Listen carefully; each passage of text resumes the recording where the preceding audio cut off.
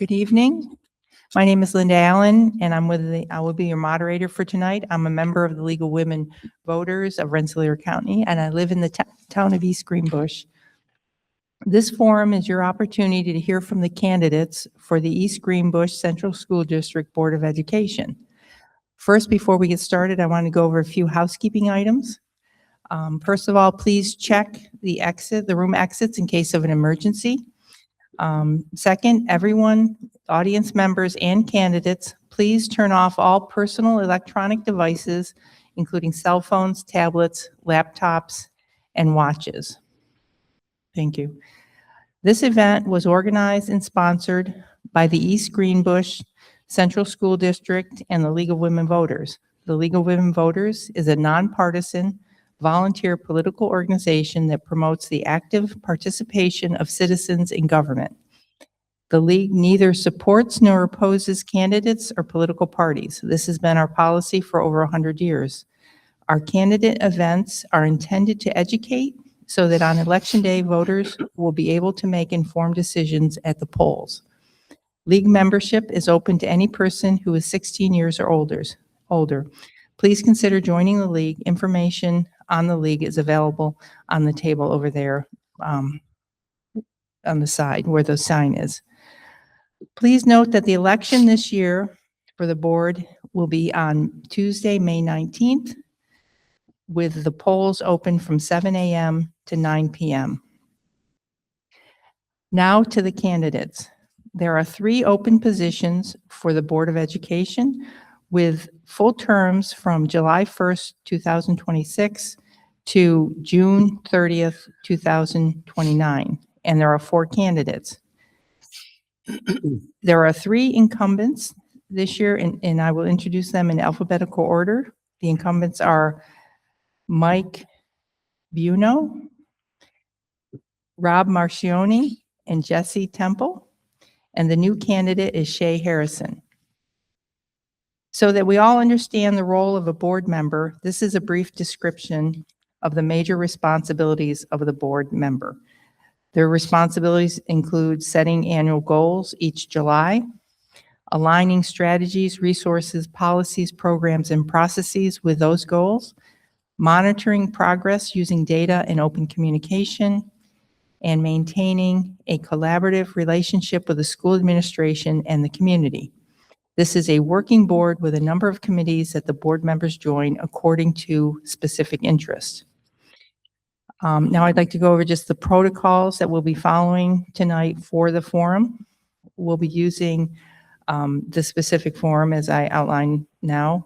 Each candidate will have 3 minutes for an opening statement, 2 minutes to answer each question, and 3 minutes for a closing statement. The timekeeper for this evening's event, League member Teresa Zubreski, is sitting right up here in the front row. She will hold up cards to alert the candidates of the time remaining. Yellow means 30 seconds are left, and red means time is up. Questions will be directed to the candidates in rotation so that everyone gets a chance to respond first. Please hold your applause to the end of the program. I will begin the forum after the opening statements with several questions that we have for the candidates. If you would like to ask a question, please write it down on an index card and hold it up so that the League members, Moria Rienzo and Shirley Buell, can collect it from you. And they're going to be walking around with cards to hand out and pens for you to write down your question. We'll collect them, and then I will ask the question directly. Questions should be neutral in tone and addressed to the particular office, not to a particular candidate. Please note that all questions must be in writing. Verbal questions from the floor will not be taken. Okay, so now we will start with a 3-minute opening statements with the candidates in order as they were randomly selected for the ballot and as they are seated now. Then we will rotate so each candidate has an opportunity to answer a question first. First, we will hear from Rob Marcioni. Great. Thank you, Linda. Thank you, everybody, for coming out tonight. My name is Rob Marcioni. I am currently on the board. I was elected last year to serve out 1 year. of a 3-year term, so I'm running again. Married. My wife Lori is a Columbia High School graduate. She's also a first grade teacher at Janae Elementary School. I have 3 children. Emma, who walked in her college commencement on Sunday, obviously a Columbia graduate. My son Thomas is finishing up his first year of college, and my son Michael's a sophomore at Columbia, plays lacrosse and football. As far as my background, I graduated from SUNY Brockport many years ago, actually with a degree in physical education. And with a concentration in sport management. I had planned on going into professional sports. After doing an internship, that dream died out quickly. So I went to Frostburg State University in Maryland, got my master's degree, worked in higher education, in academic athletics, coached baseball for a few years.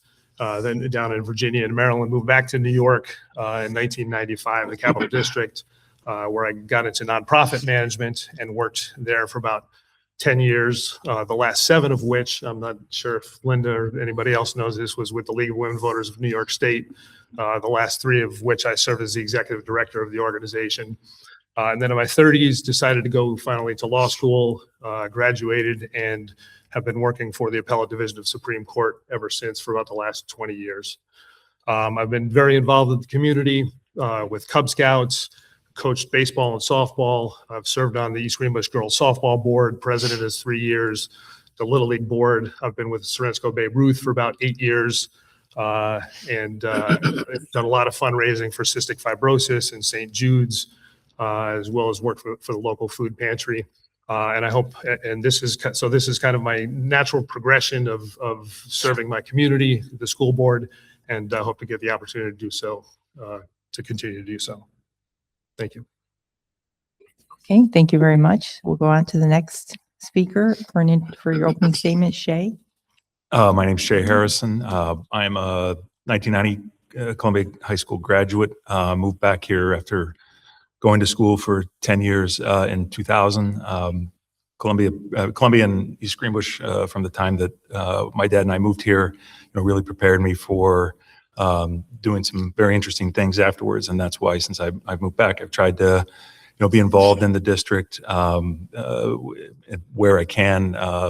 Been part of the science research program, mentoring a couple students over the years. Been part of the Education Foundation for quite a number of years. Coached basketball in the boys and girls programs for 24 years. Second in career technicals behind Gary Holtz. So one of my proud accomplishments. The reason I'm running, back up I've also been on the school board from 2010 to 2017, 6 years as the board president. Reason I'm interested in coming back on the board, I recognize that the district is going to have to address some challenging financial personnel issues over the next couple of years, and I'd like to be a part of that discussion. I think the other piece that I've mentioned to a couple people is I would like to work with Dr. Coates. I had not to be brown nosing with Dr. Coates, but I wouldn't say I had a great experience in my previous board presidency role, working with the superintendent we had at that time, and I think it would be enjoyable to work with somebody who's looking to work with you, and so that's that's what's appealing to me about running for the board and potentially serving again. So thank you. All right, thank you. Jesse, you're next. All right. I want to thank you to the Women League of Voters for the opportunity, and thank you to staff and district stakeholders and our admin team for coming out. So my name is Jesse Temple. I'm currently a board member at the moment. I'm completing my first term now, looking for a second term. I served 1 term as president. And a lot of my experience with the district primarily has been as a parent. I have 3 kids in the district. All 3 of my kids went to Red Mill Elementary. Now I have my youngest at Janae and my 2 oldest at Goff. And I experienced the district like many other families, right? Like with communications, academic planning, functions and communications with teachers. And a lot of the time, I think bringing the experience of a parent experience in the district is very important to making policy decisions. And also, my board service have given me like another lens and experience in the district. Having governing policy, getting acquainted, deeper connections with the admin team, seeing the work that we do, staff, or all related school personnel, seeing the work and how that work comes together and how the decisions at the board impact staff has been invaluable. One of the reasons I ran for the board was to help me stay connected with my family. Because sometimes as a working parent, you're always running. And it's hard sometimes to take a step back. And even though board service, you run more sometimes, it really helps you kind of stay in touch with also what they're experiencing. So I use that as a point to kind of have communications when I go home and say, hey, do you know about this program or what's going on with this field trip? Because you're kind of forced inside of the school ecosystem. And that's kind of like how I started. But through time, you start to realize all the wonderful work, that's going on here. And I just want to say, I've been in East Greenbush for about 4 years now. I lived here as a kid also, but I wasn't in the school district at the time. I ended up going to Albany schools and went through that ecosystem. And I think, together really, I think it gives me a different perspective, coming into the ecosystem and seeing everything. I kind of developed passion for the district through seeing the work, having the experience with my kids. And I feel like I'm starting to lose train of thought, but long story short, okay, no, it's really a pleasure to serve. I am grateful to everyone, for the opportunity. I just look forward to continuing the work. Okay, thank you. And now Mike. Thank you. So I put my thoughts on paper and I'll read my opening remarks. I want to thank the district for hosting tonight's event and to the League of Women Voters for moderating. I am seeking a 5th term in the Board of Education to continue the work I began when first elected in 2014. As many of you know from the budget newsletter, I served for more than 20 years as the HR director for Questar BOCES before retiring just over a year ago. That role gave me a broad view of educational, instructional, and financial operations of schools and the opportunity to bring practical experience to my service as a board member. In addition, having raised 3 children who attended our schools from kindergarten through grade 12 has provided me with a parent's perspective and a deep appreciation for the entire school community, students and families currently in the district, as well as those residents who continue to support public education even after their own children have graduated like mine.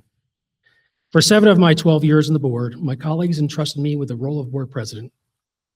Working closely with our previous superintendent and our current superintendent and my board colleagues, I learned firsthand the value of cohesive board governance, the importance of listening carefully to differing viewpoints, engaging thoughtfully with students, families, and staff, and making decisions that serve the best interests of our entire district. I also am proud to have been part of bringing forward the largest capital project in our district's history that will serve us well into the future. School districts rightly cherish their traditions, and we must continue to honor those that strengthen our community. At the same time, we must remain flexible, adaptable, and forward-thinking in a rapidly changing world. Our responsibility is to prepare every student for success by aligning our strategic vision, our board goals, and our daily efforts with the portrait of a graduate that we have developed together. While challenges will always exist, so too will opportunities. I feel that my extensive board experience and professional background equip me to help navigate those challenges and capitalize on those opportunities on behalf of our students. I remain committed to sustaining the excellence that has earned our district recognition as the best in the region for the past 5 years, including national recognition for some of our schools. And I remain committed to continue my service on behalf of our community as a school board member. Thank you. All right, thank you for those opening statements.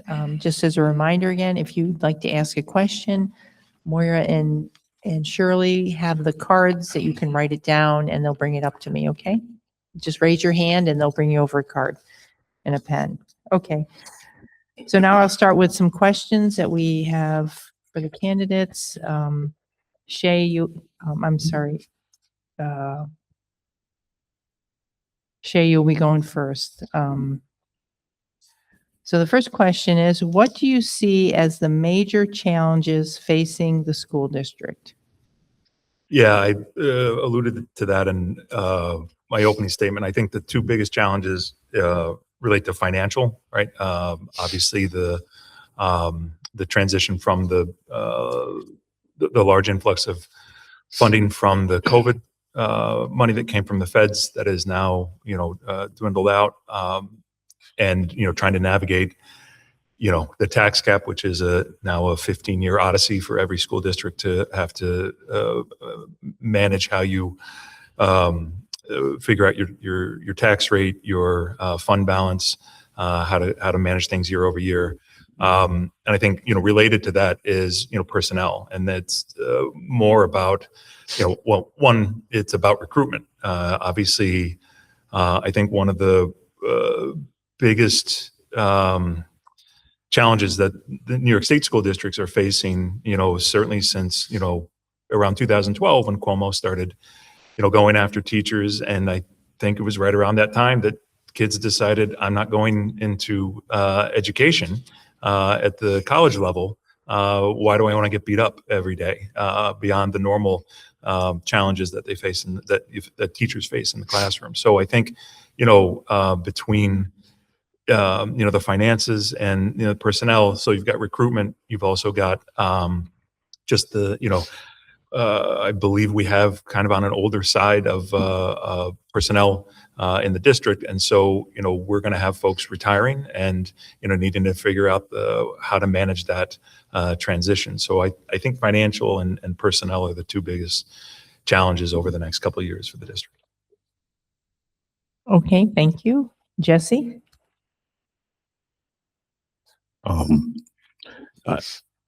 A lot of ways, I definitely agree with Mr. Harrison. I would phrase it like as stability. I think really our society is changing a lot. And financials, definitely is a major part, right, of us having a stable environment.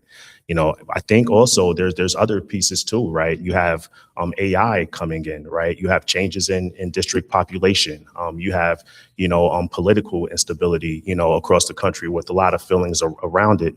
I think really creating a current, view of stability, thinking about, and I think when it comes to, like, for example, financials, I think being creative, I think sometimes asking the hard questions, is what is needed.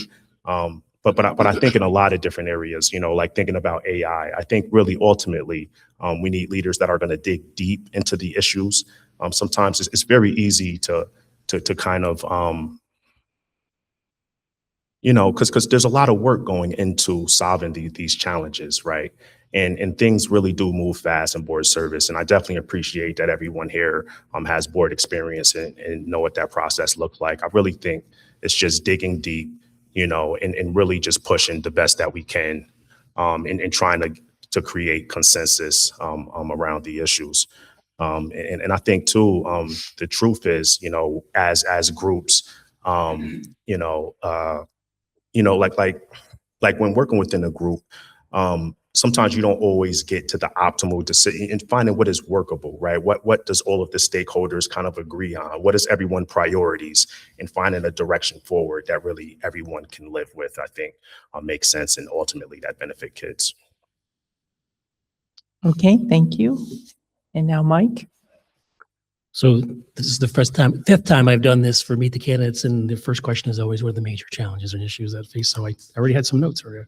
So in addition to what Shay and Jesse have said, the sustainability of instructional programs and maintaining the staff, making sure the recruitment and retention is working with our bargaining units to make sure we have solid contracts and benefits to support the best staff for our district.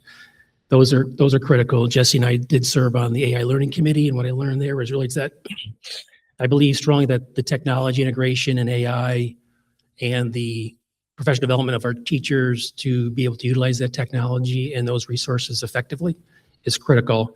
The importance of that professional development can't be underestimated. I think that there's a real shift coming. I think that unless we invest in our teachers and those resources that we have, we're going to disadvantage our students long-term. So that's why we put that committee together.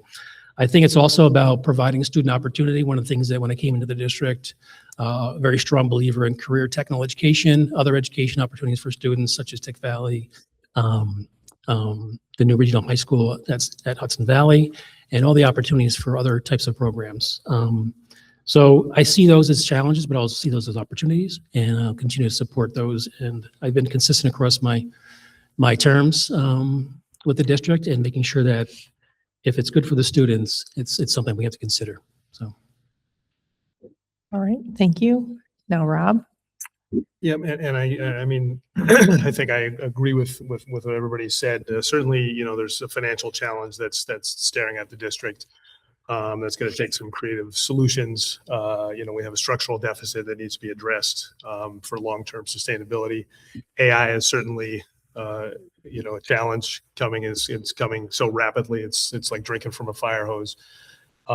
Mike, I agree with the career and technical education. I think we do a good job. I think, you know, we can also, it's an opportunity, as Mike said, to also create more opportunity for, I think, also in our business program and our entrepreneurship teachings. I think we can expand the opportunities for kids who are not necessarily going to go through the 4-year college track.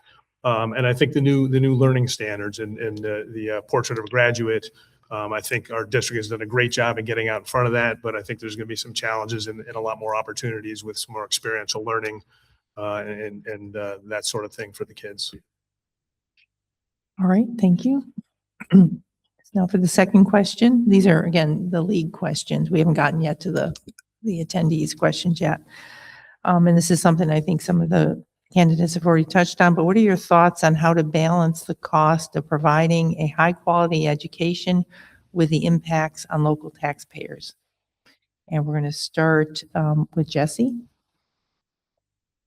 And if you need me to repeat the question, just let me know. Okay, balancing the cost of education, providing a high quality education with the needs of the taxpayers. You know, so, you know, my direct answer on that is really first thing first, we got to make every single dollar count, right? Like we have to really take a close look, you know, at what we spend today and say, you know, what is the highest quality education with our today's spend are we getting? You know, I think, you know, first, you know, that is a must, you know, and I think also how we look at our financials, you know, how we look at our future plans, how we look at our current state, you know, and setting benchmarks at where we're going. You know, ultimately, I think, you know, taxpayers want to see the children in our district receiving a high quality education. They just want to see it being done at a good price, you know, and I know here in East Greenbush, we're putting in all of the work. We have a great business finance team. We do a lot of work with our financials. We started planning earlier in our process to really, and we've really worked on how we present information out to the public.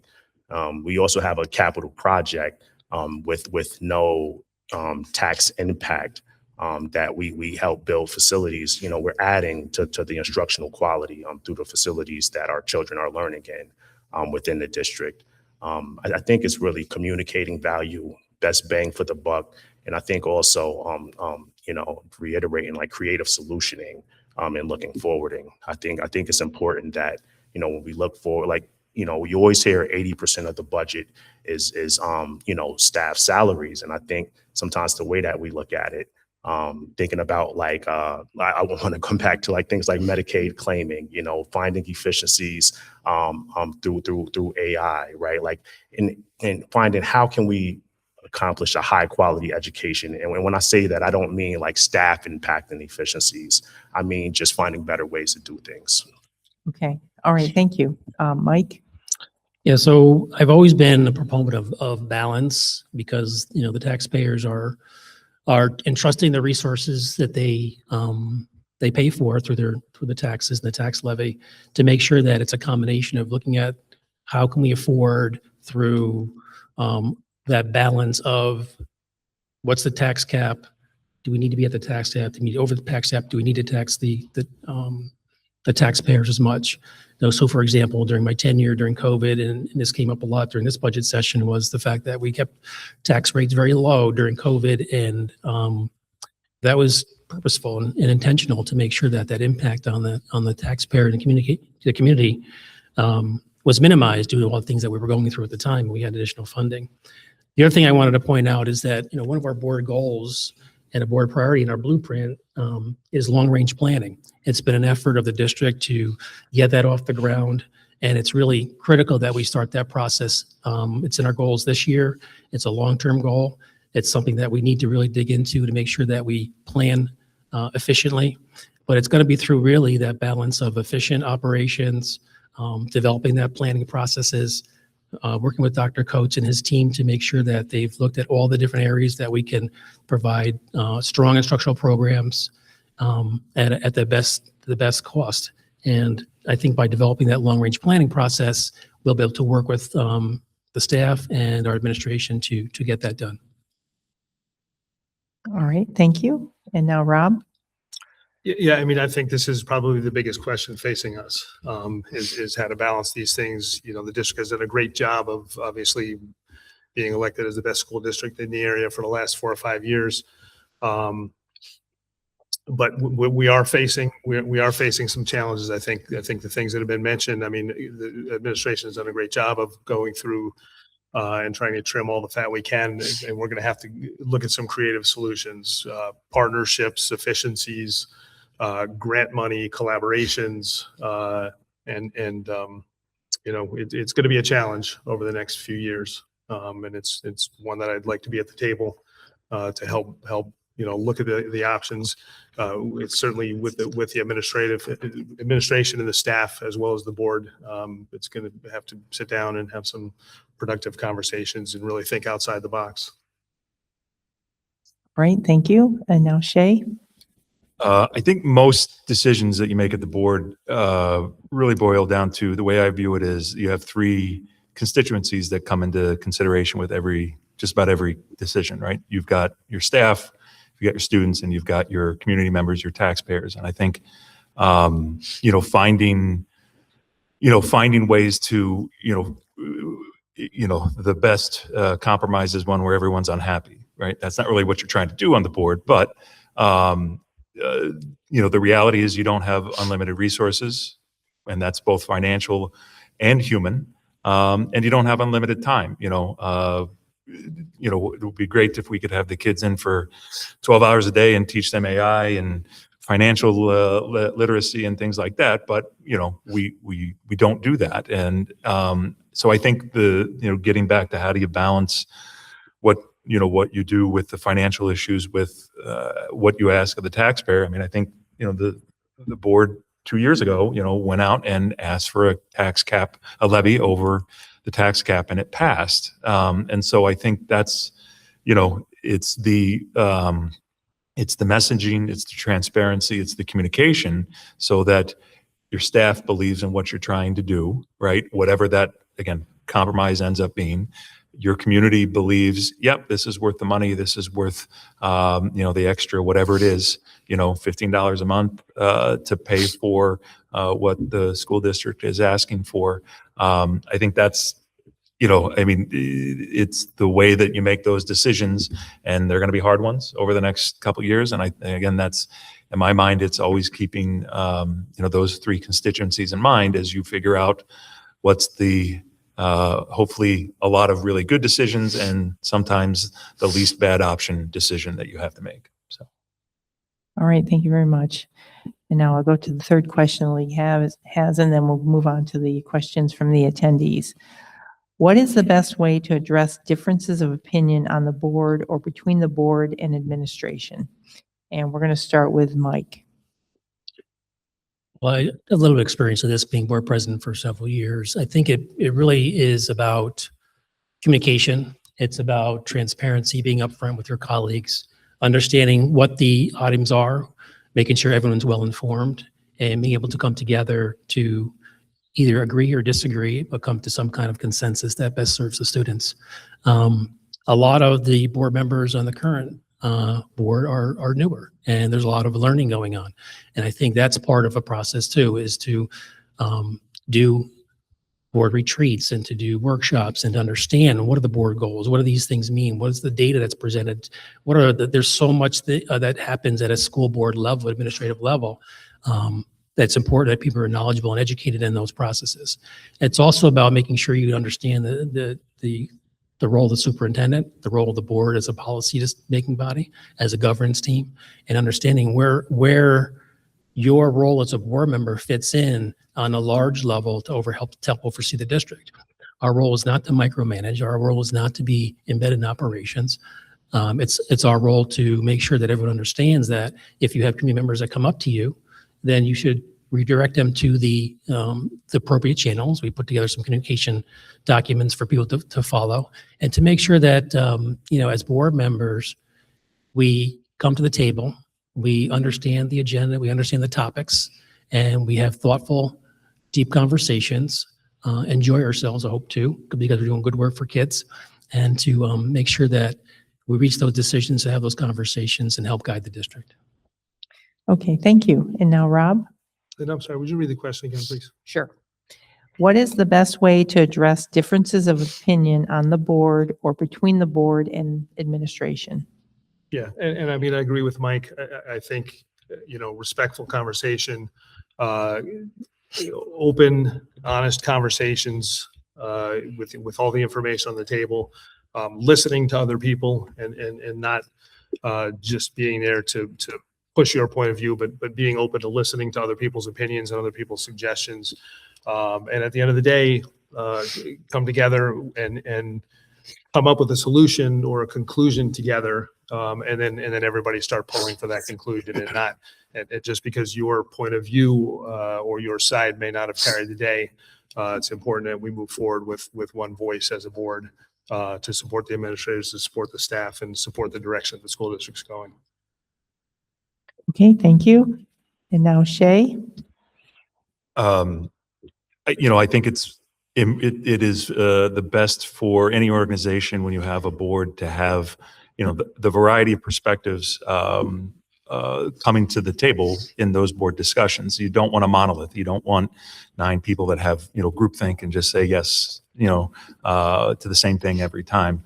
One of the things that I always, when I served on the board before, I would say, to every new board member, I'm pretty sure I said this to Mike when he joined the board, was, your job is to convince 4 other people on the board that what you're advocating for is the right thing to do. And it's great when you have a 9-0 vote, right? Which means, hey, everybody's, agreement, this is the right thing to do. It doesn't mean that an 8-1 vote or a 5-4 vote is a bad thing. It means people have brought their perspectives. And again, whether it's somebody with, you don't want somebody to be a single issue board member, right? Not about athletics or not about arts or not about, you want to have them to have a broad perspective. And I think as long as you have those conversations at the board, and however that vote goes, you're going to have a vote probably in five minutes later about something else. And so as long as I think as long as board members are hearing that or are being able to provide that perspective, and again, right, you're not going to bat 1,000 as a board member. You're not going to get every vote that you want to go your way. But if you lose a vote, 6-3, you need to be able to say, fine, that's the will of the board. Going to support that, move on to the next thing. And you have to do that because there's a lot of things that the board has to, address, assess, make decisions on. And that's a critical piece to board services, to, respecting that broad swath of perspectives. Okay, thank you. And now Jesse? I definitely agree with what everyone said. I particularly like what Shay spoke about, that, really everyone don't always have to agree. I do think as a leadership team, you want to reflect cohesiveness, singular direction. But I also think, right, there's levels of disagreement, and I think ultimately it comes down to identity, right? Like, who are we as a board, right? Who are we as a district? And also, who are we as an individual, and how much You know, because sometimes, you know, not, you know, like sometimes you can miss something that's very valuable because of how things is accustomed to be done. And I think sometimes it's very important, like if you see something that you feel is very valuable, that you give it, you know, the proper amount of attention, you know, and conversation, just to kind of raise awareness, like, hey, you know, maybe we didn't think about this particular item, you know, how we need to. And I think also, you know, as a board, like we're elected, you know, really to use our voice, you know, and that's where I think, you know, and it's a balance, right? Like you don't want to create chaos amongst the leadership team, but it's important that, you know, your views is understood to the community, right? To the staff. Sometimes you need one person to speak for everyone else to kind of speak up or to realize, you know, their thoughts on the matter. So I think having a variety of views, I think, you know, being able to, you know, kind of just toss it out there. I think talking about tax rates and taxpayers in the last question, you know, when we went above the cap, you know, I threw out like, hey, how about 8%, right? And obviously no taxpayer, right, want to pay 8%. But sometimes it's better to take your medicine up front and saying, you know, because we know we have tough times ahead. And the question sometimes is, you know, is it now or is it later? You know, should we face more difficult decisions later? The revenue compounding. And it's just to create the thought, you know, for us to discuss, to make decisions later. Okay, thank you very much. Now we're going to begin with the audience questions. Please note that a candidate is not required to answer a question if they do not wish to. Okay, so Rob, we're going to start with you. The first question, and if you need me to repeat this, any of the questions that I'm going to ask, just let me know.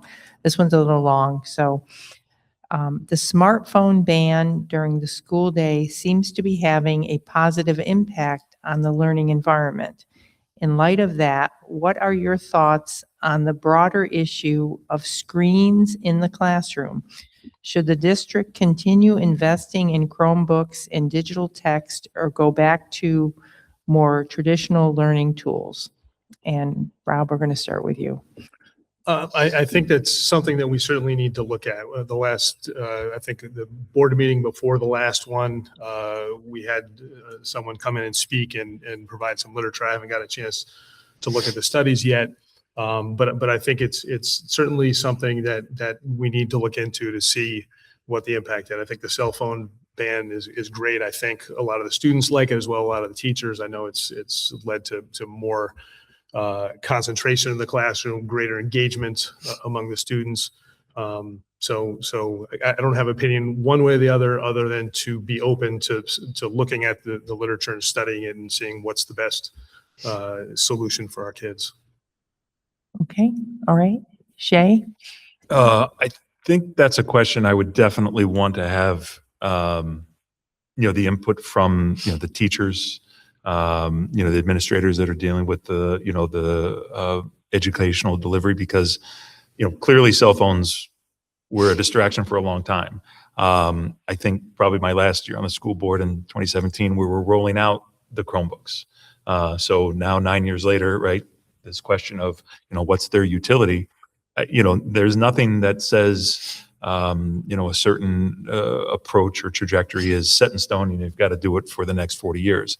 If that was the case, we'd still be using the overhead projector with the, you know, the erase markers on the, Yeah. But I mean, I think, you know, if the question is there from, you know, from the staff, from the, you know, from the administration saying, hey, let's look at this, let's figure out, you know, is there something, you know, I'm not imagining that we would get rid of screens completely. I can't seem to get away from my screen at my job. So I don't think you want to not provide some, you know, some instruction involving screens, but, you know, what's the right balance?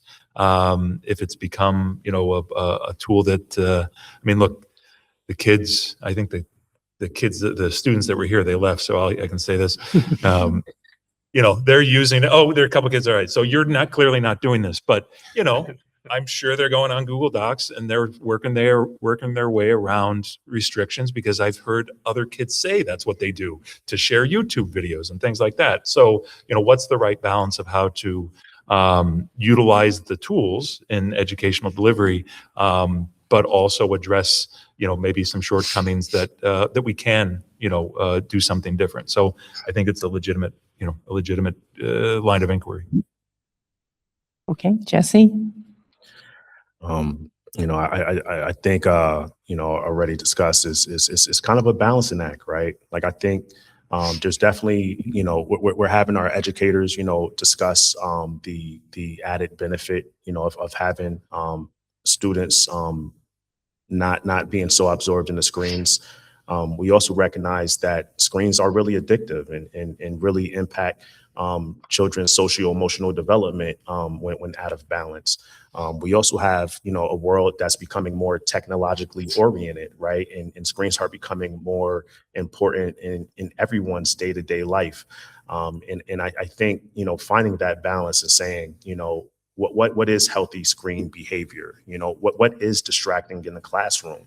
And what are we preparing our kids for? And I think too, how do we keep productivity on the devices? I think a lot of the times, like when we're talking about screens and distractions, I think often what gets missed is the potential for productivity. And I'm always asking my kids, like, hey, we spent 3 hours on Roblox, why not? Let's create a Roblox game, right? And my question is, like, how do we, use tools as tools? Because anything, it's like drugs, for example, right? And a right dose with a doctor's prescription is medicine, right? But there's also the potential for abuse. And I think similarly, like technology is similar, right? Like we got to use it the right way and the right amount. And we need everyone at the table to have a intelligent conversation to say what makes sense. Okay, thank you. And now, Mike? So I remember the smartphone ban came to play, and it seems like the evidence is showing that it's been effective for our students. I would agree with Rob, Shay, and Jesse on what they've said. I think part of it too is really the use of the technology and what's causing that screen time use. It's really not the educational piece. From what we learned from our AL learning, we talked to teachers, is really the other uses that are happening with the technology, not so much the instructional component. And I think, part of it is we went so heavy one way. As a reflective district, it's time to take those next steps. Look at what was brought to the table recently at the board meeting about what is that evidence? What is that information that's being shared that could be impacting kids on a screen time use? But I also believe, I recently read an article from George Corus, who's an educational speaker. He was at the district not too long ago, I think a few years back, as a keynote and talked about, that article talked about learning styles and students who can embrace the use of that technology or who may need more traditional methods of learning, be it paper and pencil or some other sort. So it's really about what is that balance, as we heard today, and what's best for the student so they can be effective learners, be engaged, and our teachers can be effective in teaching a different variety of styles, because it really comes down to what's best for the students, how can we best work with our teachers, develop those skills, and also work with our parents and students to learn what's the best and most appropriate use of the technology. Okay, thank you very much. Just a reminder, if you do have a question still, just raise your hand and Moria or Shirley will bring you over a card. Okay, so another question from the audience. Our district is facing a significant budget deficit. What specific strategies would you prioritize to address it? And what timeline do you believe is appropriate for achieving that goal? So we're going to go ahead and start with Shay on this one. Awesome. I mean, look, I think, first you're going to have to talk with, what is it? The last number I remember, 72% of, district expenses are related to, personnel, right? And that's not a 72%. That's the reality, right? That's reality across a lot of different organizations. So that's not the problem. I think the issue is to get the unions involved in a conversation about how, very early about how to, address what's going to come in the next 12 and 24 months. So, I mean, that's a conversation that I think, the administration is going to have, to try to get, as everybody says, right, we need creative solutions. We need to think about different ways to attack the issue. Obviously figuring out what the budget looks like as early as you can so that you can bring that messaging to the community, because my guess is it's, next year will be a tax cap or maybe even a, slightly above tax cap, request to the community. And, we certainly have the model for being able to get the community to rally around that. And I think there's other things that, need to be explored, in terms of, maybe collaborations, and, partnerships, put it that way, that could be, financially beneficial for East Greenbush, for the other collaborative parties. So, I think it's definitely a open all doors, right, to try to address the issue. Okay, thank you. And now Jesse?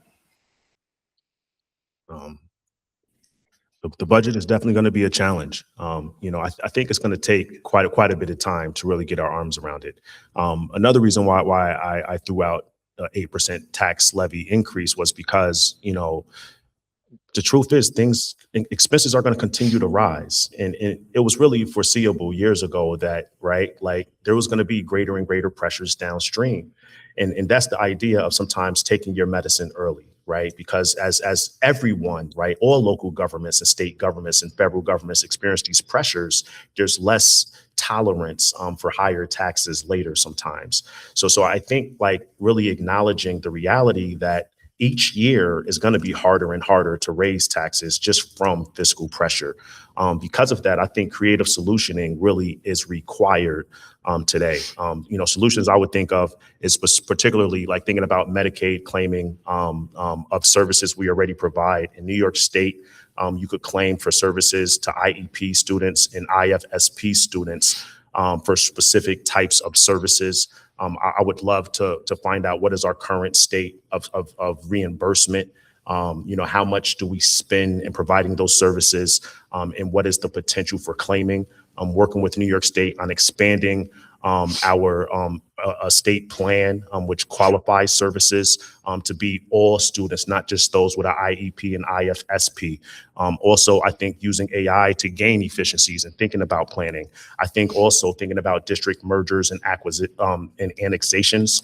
I think those are the solutions that really won't as materially impact the taxpayer. But it will take time. You're talking like 2, 3, 4, 5 years to really create a system. I think we have to engage stakeholders at all levels of government. I don't think the budget challenges that we have is just a us problem. So I think the more we get people involved and the more we push, the better position we'll be in. Okay, thank you. And now Mike? Could you just repeat the question for me? Yes. Our district is facing a significant budget deficit. What specific strategies would you prioritize to address it? What timeline do you believe is appropriate for achieving that goal? Well, I leave the school finance nuts and bolts to the administration and Jennifer Mulligan, obviously, as our business official, to really get the data to the board. I think it's one of those things where I may not have the ideas, but I think as a group, we need to, and we've talked about this as a board, is to start the budget process earlier, as early as we can, even if it's about, one of the things we talked to Dr. Coates about when he was first interviewing was, do we shift gears to maybe a zero-based budgeting process where we start from ground zero and go up from there to rebuild the budget, as opposed to maybe rolling things over. So I would look at those kind of strategies. How do we develop a budget properly, developing a budget earlier, and making sure that the right people are in the room.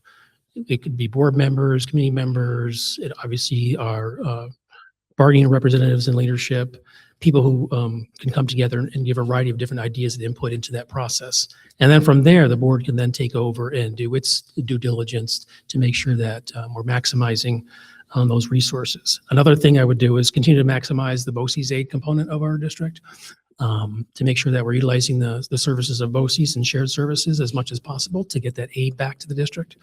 Let's see, I think another area I would like to look at too, lost my train of thought a little bit, but I think it's really those components of aid, grants, and making sure that the budget process is clear and transparent to the taxpayer earlier, and that we get that process going. I think that can be accomplished this year. Okay, thank you. And now Rob?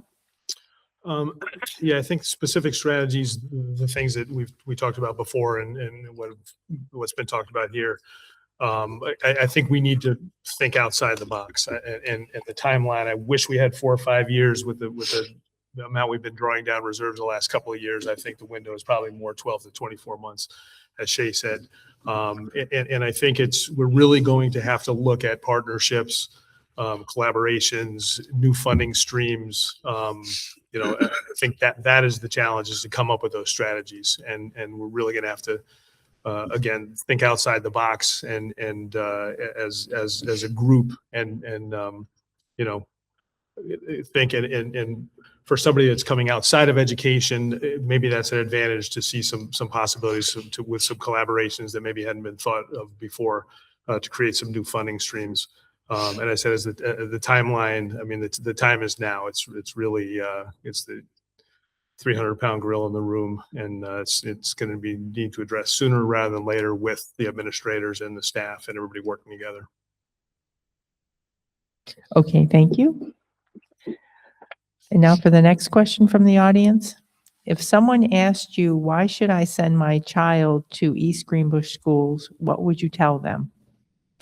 And we're going to start with Jesse. I would tell them it's the best district around. But seriously, it's really everything, right? We have high quality academics. We have a great community. We have wonderful athletic programs. We're putting money into our facilities, and we already have great facilities. And we're 5 minutes east of Albany. And we have a wide variety, so thinking is it 5 towns and 7 schools? Like there's just such a variety of places that you can actually live. So I think there's a lot of opportunity. And also, I think we have a great governance body here, right? We have great staff. There's just a lot of different things. And I think too, it's really just that whenever you need help, right, there's a direction to go. I think as a board, right, as an admin team, as a district, we put a lot of work into, focusing on kids, bringing families into the district. And it's just, I have 100% confidence that this would be the district that I would choose to any outsider. And that's just a story that I would tell them. Okay, thank you. And now Mike. Well, I would say that, I'm super proud to be part of this district. I've lived here almost my whole life.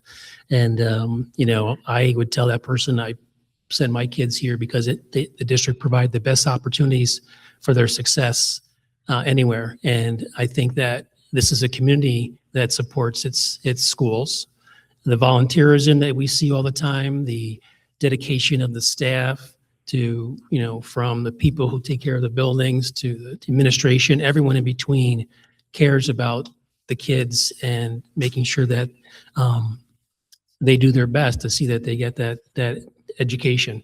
And it's also about serving the students. We serve students, whatever their needs are, whether it's students who are high achieving, students who are looking to have a career, and students with special needs, a variety of students who are struggling and at risk. We provide so many programs to support our families, and that's why they choose to come here. And I'd say, keep coming, because we love to have you here. I love this community. I've been here so long, and I think part of the reason I ran for the board one more time is really I think I have a lot more to give. I have a lot that I can offer. And I'm proud to be part of the team that helps set the tone and the policy and works with the staff here. There's just so many things you can get involved with as a district and as a person in the community. And I think we love that. One of the things that we did with our project was to make sure that the community could use our facilities just as much as the district kids and staff. So I think that was a big part of, why people come to East Greenbush, for those opportunities and for their students. Okay, thank you. And now Rob? Yeah, I mean, all of the things have been said. It's such a terrific district. The diversity of the district, socioeconomically, ethnically, culturally, the administration, and as Mike was saying, the support of students with special needs. I mean, I have family in other districts that have had, horror stories of trying to get things done. It seems like every time a problem every time the board is made aware of a potential problem, it seems like staff and administration has already fashioned a solution, and that's in the best interest of the children. The culture that is created here, it's been a steep learning curve this my first year on the board, but what has really struck me from our first retreat last summer is just how much everybody in the district cares, how much the administrators, from the building principals on down, the teachers, how much they care about these kids and doing the right thing for the kids every day, all the time. And I think that's why we're one of the only school districts in the area that continues to grow. As Mike said, keep coming, and administrators and staff keep doing the great work that you do. Okay, thank you. And now Shay?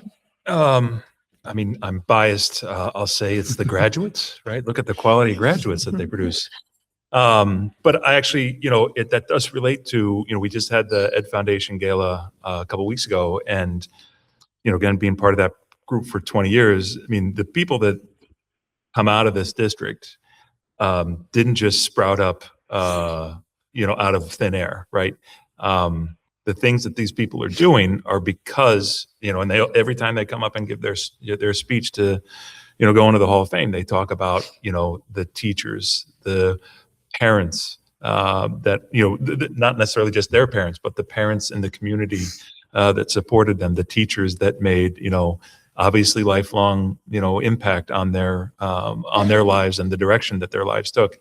I mean, everybody's right? I mean, there is a lot to recommend this school district, from, the educational opportunities, arts, athletics, music. We just got the award for, best communities for, music. It's hard to try to be all things to all people, but, East Greenbush tries, right? And that's not to say that it's, again, you're not going to bat 1,000%. But, I think the district, has historically tried to do best by as many students as they can with what they deliver to them. And I think that is shown in the success of, the graduates that come out of the school district. So, you want your kid to be successful, bring them to East Greenbush. Okay, thank you. I have one more question from the audience, but just as a reminder, if anybody else has a question, just raise your hand. We'll bring you a card so you can write it down, okay? If anybody wants to ask any other questions. Okay, so another question from the audience. In a fiscally challenging climate, what does academic return on investment mean to you? And we're going to start with Mike. Academic return on investment. I mean, I've never thought of education as an ROI kind of metric. It's about the kids for me. I really, I have always tried from the board level to make sure we balance that fiscal piece. But, if there's opportunities for students, like I said earlier, in career technical education, other opportunities, to me, if it's going to lead to student success and family success and continue to grow our community, I think, that's the return on investment for me. Is, things we mentioned in the previous question is the successes we see coming out of our school district, the quality of the graduates, putting in place the portrait of graduate when we make more of our district more desirable in terms of critical skills and the things you need. So I really think that as we look at the data on our students' performance, which, Lisa Mahar presented at the last board meeting, talking about how successful our students have been on some of the standards in that county. It's really about looking at those success of those programs and continue to invest in those programs. And if we do see some changes, like not too long ago, we had, Drew talk about the the new program for the college and high school program. Those kinds of thinking and adapting our programs to make sure that we're able to avoid those are the kinds of things I see that are my return on investment as a board member. And then if the board wants to put in metrics around ROI, then that's something we have to discuss as a board and the administration to see what that means. Okay, thank you. And now Rob? I would agree with Mike that I don't think it can be measured with just academic success. I think, I think the school district is in the business of setting kids up for success after college, whether that's necessarily a 4-year graduation. I have seen a sea change in the district over the last 10 years. I have a friend who's in the Carpenters Union and 8 to 10 years ago couldn't get his foot in the door to talk to kids about the trades. And now we have great programs through Hudson Valley where we're, getting kids this experience in high school, and they're getting out, right after graduating and getting great jobs in the education, in the electrical and trades and auto mechanic and HVAC programs. So I think it's more about supporting the whole child academically, socially, emotionally, and I don't think it's a zero sum to say this many dollars, this academic success, because that's not the track that all kids are on. And I think that we need to just help kids grow to be what they need to be through the process. And that's, I think, how we measure our success as a district. Okay, now Shay? If you're going to use the ROI business analogy, I think you've got to not view it in a short-term perspective, right? The example as everybody's talking, I was thinking about, one of my best friends growing up, going through Columbia, he was an 80 student, not in any honors classes, anything like that. He wasn't motivated. But he got a good education, and he's now, an executive vice president at KeyBank for the last 20 years. Again, right, the foundation that the district sets, it's you may see it, right, with the kid that goes to Harvard. Awesome, right? You may see it in the kid that 2 years out starts their own trades business, right? It may take 10 years, right? But I think to think of it in that ROI term, the best the district can do is put a thoughtful educational plan together for every student, right? In terms of what it offers. And, I don't want to say hope, but right, you're giving them the opportunities. It may not, click right then and there. But 3 years down the line, 5 years down the line, 10 years down the line, yep, that ROI shows through. And that's where, thinking about it year to year, we raised taxes 3%, last year to this year, where did we get out of that? Well, in this business, you got to take a different perspective, right? Because you're dealing with human beings, and that's the nature of it. You've got to let folks find their footing, and I think the district, the ROI on what the district does is very high because whether it's again 6 months out or 6 years out, we tend to produce students that are really really successful. Okay, thank you. And now Jesse? I love the idea of academic ROI. Ultimately, I think it's like the work, with Portrait of a Graduate, right? We're saying, what contributes towards a whole person's, everything, right? Whether they're talking about social, emotional, right? Whether we're talking about academics, it's really, a couple questions, right?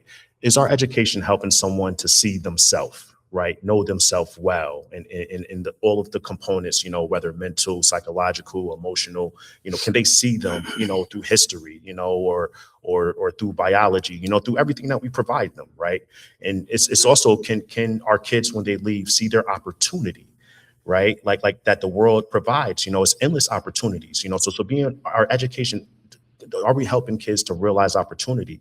And then it's the skills to take advantage of opportunity. And when I say opportunity, I don't just mean jobs, right? Happiness is an opportunity, right, to be chosen, and you need skills, right? Handling stress, right? Like there's a lot of different things in life that an education really should provide to a person, and I think really having the long view. I love how Shay mentioned the vice president who was an 80 student, right? It's not just about the grades, and the truth is, learning don't just happen in the classroom. It happens sometimes in the hallways. It happens sometimes in the office when you're getting disciplined, right? Like it happens in so many different settings, right? And the truth is, it's really taking every single opportunity, thinking about kids as a whole. And I think also thinking about the long run. And I think also having flexibility, because every kid is different, and every kid, what their needs are and what learning needs they have is different. So I think kind of customizing experiences without trying to forecast what someone is to be is important. Okay, thank you. So I think that's it for the questions from the audience. I have one more I was going to ask. This is more from the league. Could you support, and the question is, could you support a board decision you did not vote in favor of? And we're going to start with Rob. Absolutely. As I mentioned before, I think, the way an organization functions, the way a board functions is to have everybody have their opinion, present the information, have healthy debate and conversation about things. But once the board votes and chooses a direction, I think everybody needs to pull in the same direction to have an organization function well. If you are bitter about losing a vote and you're going to go out and sow discord around that, it's just not, it's not good for anybody. It's not good for the organization. It's not good for the kids. So absolutely, I would have no problem, I would put in my 2 cents, make my arguments. And if it doesn't carry the day, then, I support what the board decides to do. Okay, thank you. And now Shay. Yep, I agree with Rob 100%. I mean, the framing that I put on it before, I mean, your job as a board member is to convince 4 other folks of, what you believe should be done. And if you do that, right, you can see whatever it is you're advocating for to be selected. And if you don't, that's part of being the adult on the board, is to say, yep, I didn't convince 4 other folks. All right, next.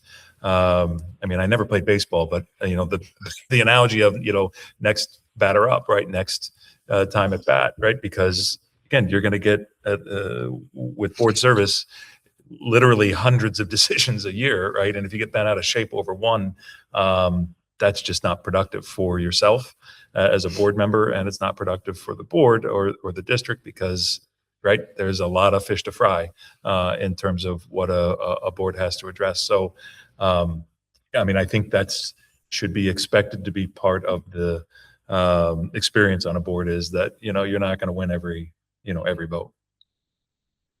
Okay, thank you. And now Jesse. I definitely agree with the sentiment. I'm going to say mostly so, in the sense of the truth is sometimes there are times to, really stand up for something, right? Like I think about it like LeBron on a Cleveland Cavaliers, right? He lost and lost and lost and lost and lost, right? Until he finally didn't lose, right? And what I'm trying to say is it's like depending upon how serious something is, right? I'm just saying some values, right? If you see something that's very impactful, like I'm talking about like the highest level, there has to be somewhere where you say, no, this was really wrong, right? There's always extremes, right? Not saying that as a board that we would land there, but I'm just saying that as a person, that the truth is, like I'm very value oriented. And if I saw something that I really, truly believed in, that I thought maybe we got wrong and we need to revisit. And I'm not saying it from I think it's a delicate balance, right? Being cooperative and I think it's a delicate balance that you really have to evaluate. And I think it's not necessarily about if you disagree, but also how you disagree. I think having a tempered approach, being conscious of the appropriate avenue to express disagreement, but I don't think always letting something go if it don't go your way is always the healthiest approach in my opinion. Okay, thank you. And now Mike. Yeah, I think that's an essential part of being a board member, really. We have a large board. We have 9 people on our board, and that's 9 perspectives. And different life experiences, different cultural experiences, and there's going to be disagreement, and there's going to be times where, you know, we have to talk those things through. And if the conversation flows in a direction where the majority of the board speaks and that's the decision, then that's the decision. And that's how we move forward. If we hold the grudge or we can't put it behind us, then we'll never move forward. It'll create dissension in a board. It'll create mistrust, and it makes the job of working with our administration more difficult. So again, respecting perspectives, respecting other people's input, and making sure that we listen, we let them be heard, and then once you have your opportunity to speak, you then will decide on the issue. I know that when I reflect back on COVID a lot, because that was a pretty difficult time, and it was a very divisive time, and we dealt with a lot of differences of opinion during that time on the board, in the community, and had to make some hard decisions. I dissent on a few things and didn't just necessarily agree, but the board spoke and we moved forward. And that's how we move forward as a unit and as a governance team, is to make sure that by being respectful and understand that those decisions are important, that's how we're going to be able to move forward. And if we have to revisit those issues, then we'll revisit those. But it is definitely something that is essential to board service. Okay, thank you. I don't think we have any other questions from the audience. No? Okay.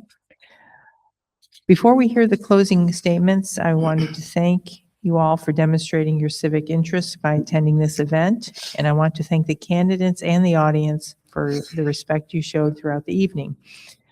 Remember to pick up your league material, and more importantly, don't forget to vote on Tuesday, May 19th from 7 a.m. to 9 p.m. and encourage your friends and family to vote as well. And now for the closing statements. Each candidate will have 3 minutes. We will continue with this next speaker in the rotation. Shay, you will go first. So I will say that when it started circulating that I was running for the board, again, I had a couple of texts asking me if I was okay, like a mental health check-in. So I'm interested in serving on the board because I'd like to enjoy the service. And that's not to say that the 7 years I spent, before on the board didn't have,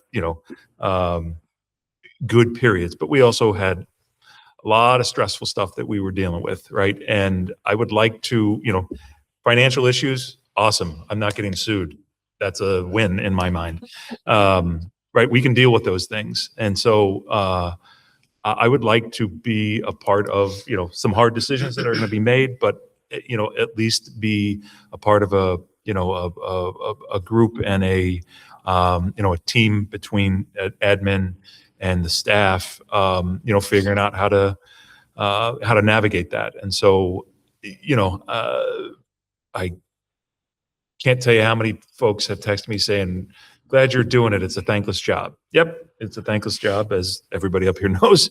But it also has a lot of, highs to it as well. And, if we can, solve some problems over the next, kind of 2 to 3 years, I think the district's going to be set up for, a real period of sustained, success and stability and, not trying to, pass the buck, but in 10 years, that's not my problem, right?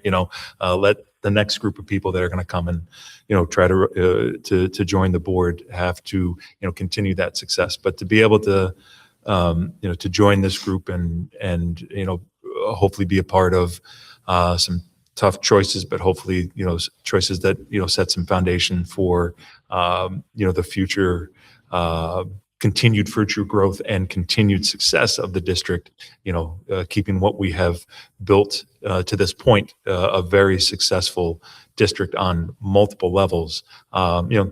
That's worth the thankless headache part of the job. So that's why I'm running.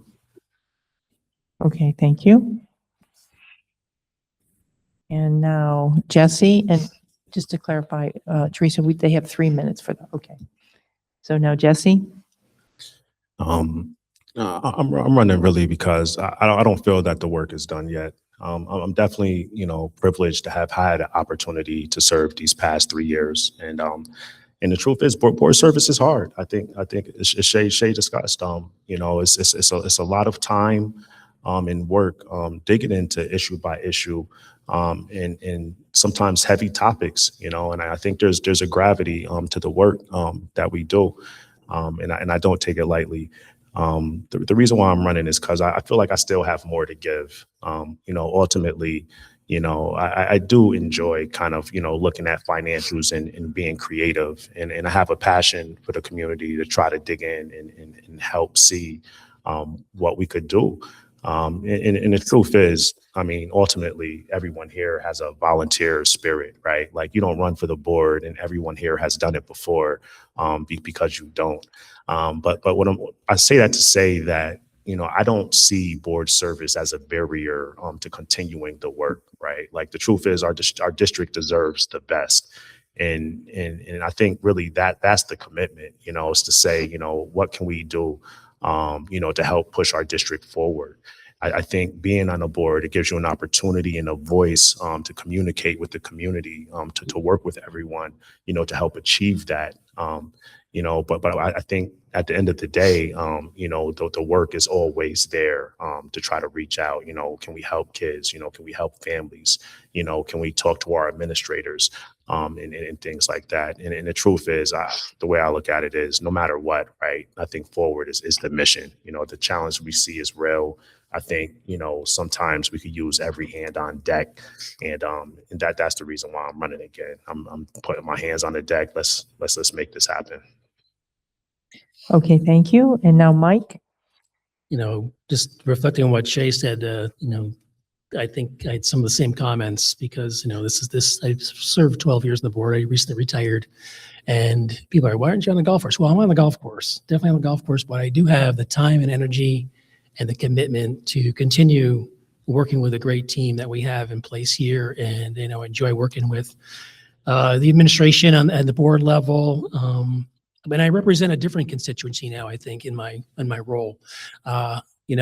Having had 3 children go through the district, those parent component of my role there is different now, as I see the district in a different way as someone who now is post school, and those members of the community who don't have kids in the district, like I mentioned earlier, but still are committed to making this one of the best communities in the area, as demonstrated by the school district as well.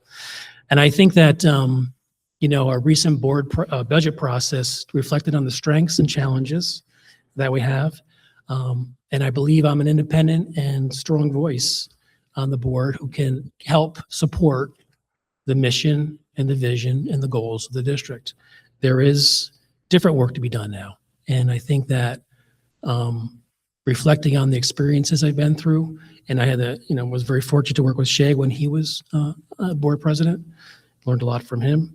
And I think those experiences will help support the needs of the district, the needs of the board going forward. I also want to thank, the gentleman here for coming forward and serving once again, because it is a thankless job in some cases. But to me, it's the rewards of going to a show or going to, a performance and seeing the kids and coming by the schools and seeing the happy voices and being part of those things. One of the things I'm really proud of is in my board service is having brought the UPK forward. It's been great for the community. It was difficult, from a financial perspective, but it's more robust than ever. And I think that those kinds of programs and support I can bring and help develop and guide, I think that would be something I would continue to want to do as a board member. I also want to thank my family and my wife Heidi all these years, who without their support, I wouldn't be able to do this job, because it takes a lot of dedication, and the people behind you are the ones who also can support you during those long meetings and those difficult decisions. So again, I hope to bring that excellence and experience to the board once again, and hopefully the community will support me in that effort. Okay, thank you. And now Rob? Thank you, Linda, for and the League of Women Voters for putting this forum on. I feel like I'm really just getting my feet wet. As I said, I was elected last year to a one-year term, just starting to figure everything out. And I'm looking forward to continuing. I think we have some challenges coming up. I think my background is well suited to that. My duties at the court, I synthesize a lot of information, different perspectives to come up with answers. My former life as executive director of a nonprofit organization, I dealt with a lot of budgeting, a lot of creative solutions for financing, as anybody that's worked in the 501c3 field knows. And I'm really just looking forward to continuing to support the district, the administrators, the staff, and at the end of the day, of course, the students, and just do everything I can to contribute to keeping this the best school district and doing that job for our kids. Okay, thank you. Thank you to the candidates. And thank you all for attending. This will be the end of our forum. Thank you.